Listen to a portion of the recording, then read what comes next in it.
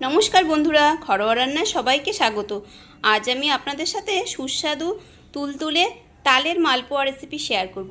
দেখে নেওয়া যাক রেসিপি। প্রথমে তাল ভালো করে ধুয়ে পরিষ্কার করে তালের খোসা ছাড়িয়ে নিচ্ছি। তালের খোসা ছাড়ানো হয়ে গেছে। এর সাহায্যে তাল ঘষে তালের কাত এই যে বের করে নিয়েছি। বাটিতে কিছুটা তালের পাল্প নিয়ে নিয়েছি। দিয়ে দেবো ময়দা,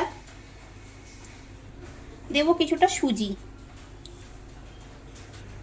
দিয়ে দেবো কিছুটা চালের গুঁড়ো, দিয়ে দেবো চিনি সব পরিমাণ মতন, দিয়ে দেবো নারকেল কোড়া।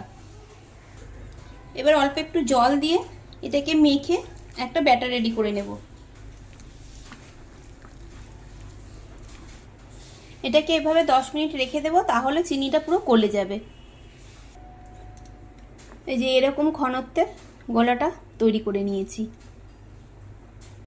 মালপোয়া ভাজার জন্য ওভেন অন করে একটি কড়াই বসিয়ে দিয়েছি। এতে দিয়ে দিয়েছি পরিমাণ মতন রিফাইন তেল। তেল গরম হয়ে গেছে।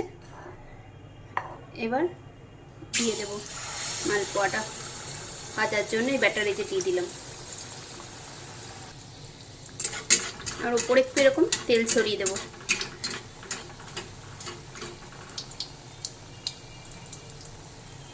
একদিক ভাজা হয়ে গেছে, আস্তে করে এটাকে উল্টে দেব। এভাবে সব মালপোয়াগুলোকে ভেজে নেব, তারপর আবার দেখাচ্ছি। প্লেটে সার্ভ করে নিয়েছি মালপোয়া। এভাবে একবার আপনারাও বানিয়ে নেবেন, আশা করছি আপনাদেরও ভালো লাগবে। খুব শীঘ্রই দেখা হবে নতুন কোনো ভিডিওতে। সবাই ভালো থাকবেন।